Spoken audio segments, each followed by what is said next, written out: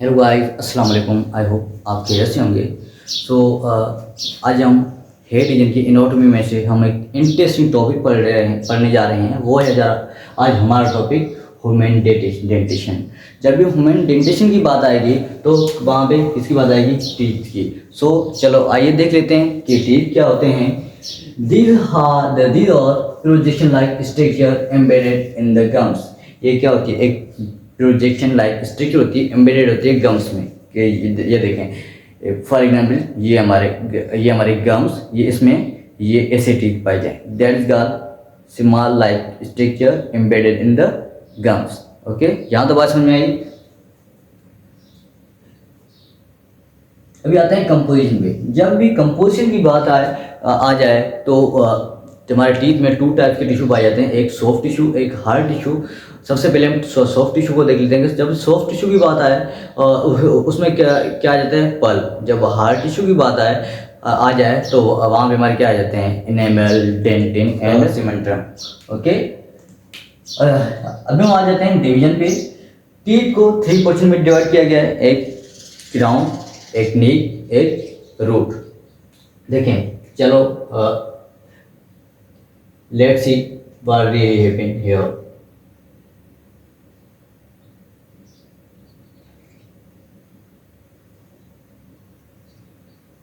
ये हमारा टीथ, ये टीथ का जो ये पोर्शन है, यू कैन से दैट आप क्या किसी की भी ओरल कैविटी को ओपन करेंगे तब जो ये टीथ का जो वाइटिश पार्ट नजर आ रहा है, इसे हम बोलेंगे क्राउन। क्राउन में क्या जाता है? इनेमल। ठीक है, और ये बीचला पार्ट, इसे हम क्या बोलेंगे? नीक। और ये पार्ट है, इसे हम क्या बोलेंगे? Are you getting the point? So चलो आइए आगे कंटिन्यू करते हैं। अभी हम देख लेते हैं टर्मिनोलॉजी। आपको पता है कि without terminology dentition is impossible. So terminology is very important for in this lecture. So चलो आइए कंटिन्यू करते हैं कि टर्मिनोलॉजी की बात की जाए तो सबसे पहले आता है हेटेरोडोन। देखिए, हम हेटेरोडोन किसको बोलते हैं? Different types of teeth in the oral cavity. जो हमारी ओरल कैविटी है उसमें डिफरेंट टाइप्स के टीथ पाए जाते हैं। कैसे? Incisor, canine, polar and premolar.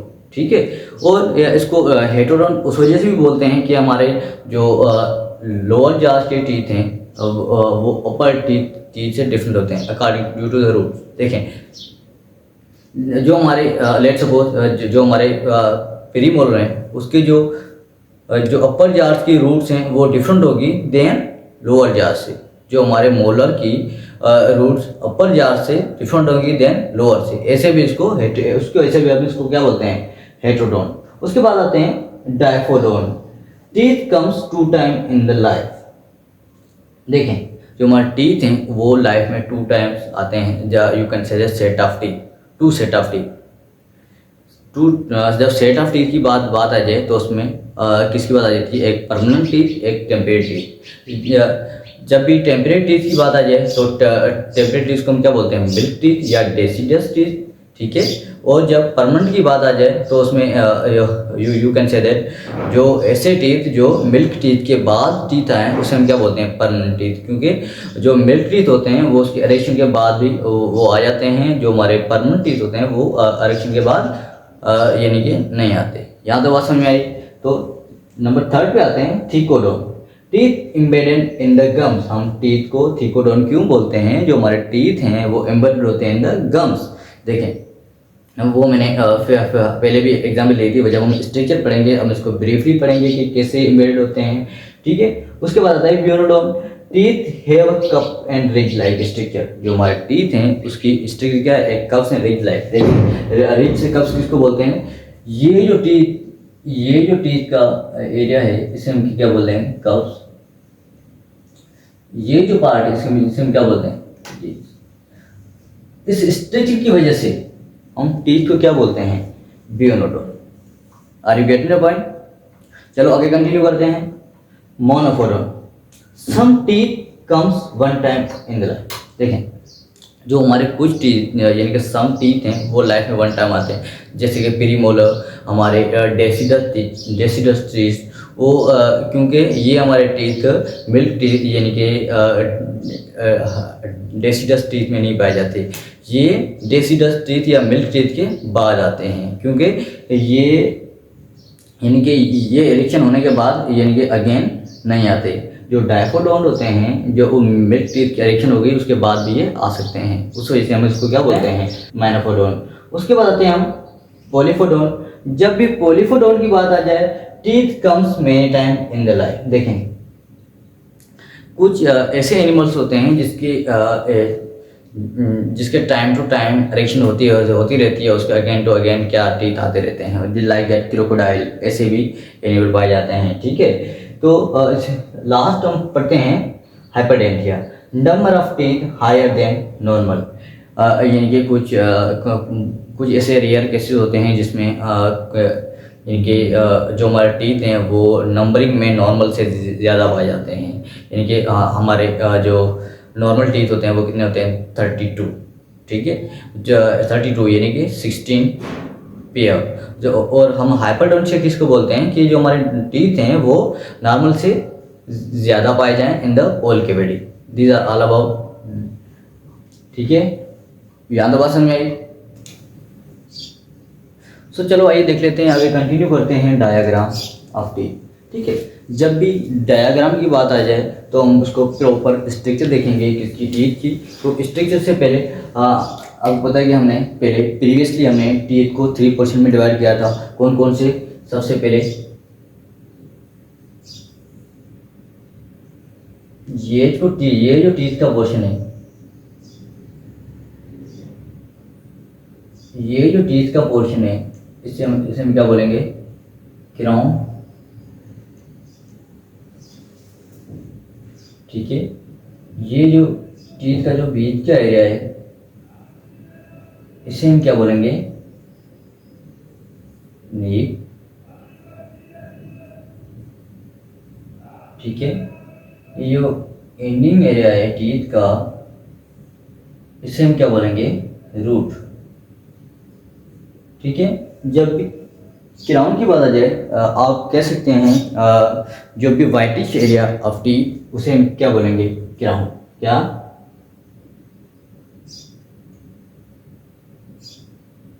क्या बोलेंगे, जो भी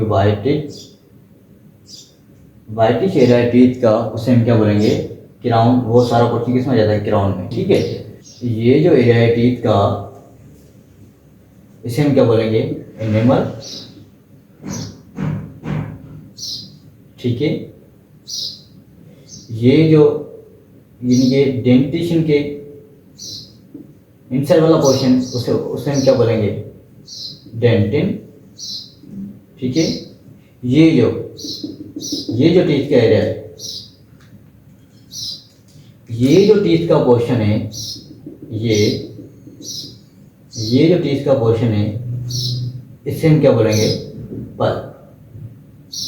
ठीक है, are you getting the point? यहाँ तक बात समझ में।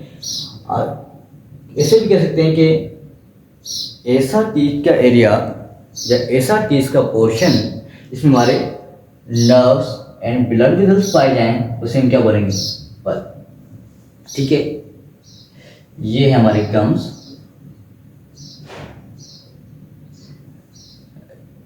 जिसको हम बोलते हैं गंगा। ठीक है, यहाँ तो बात समझ में आई। आगे कंटिन्यू करते हैं। तो ये हमारी ब्लड वेसल्स।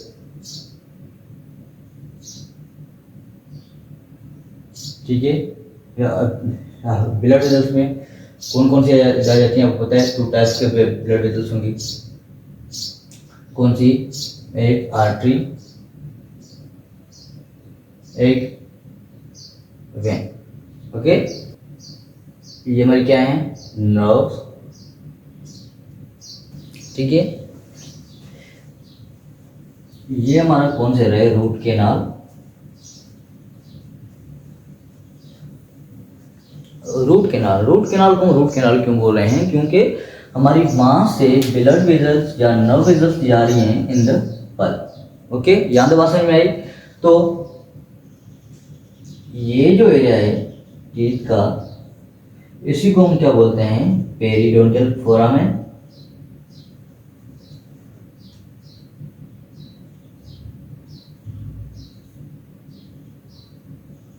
फोरामेन, जहाँ पे भी फोरामेन की बात आ जाए तो वो एक होल लाइक स्ट्रक्चर होगी, उसमें से ब्लड वेजल्स, ऐसी स्ट्रक्चर, ऐसा होल जहाँ से ब्लड वेजल्स पास हों, उसे हम क्या बोलेंगे, फोरामेन।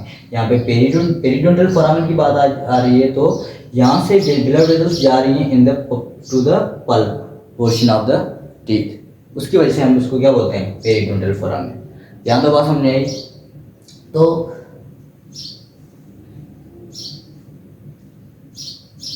ये हमारे पेरिडोंटल लिगामेंट,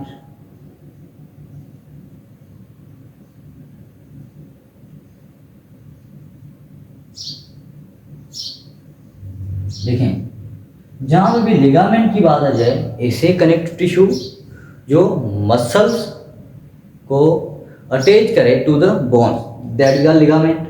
ठीक है, वही सेम बात हो रही है, ऐसे टिश्यू, ऐसे कनेक्टिव टिश्यू या ऐसे लिगामेंट जो टीथ को कनेक्ट करे मसल से, उसकी वजह से हम इसको क्या बोलते हैं, पेरिडोंटल लिगामेंट। ओके, तो ये हमारी बोन्स, ये जो हमारा पोर्शन है किसका है, बोन का।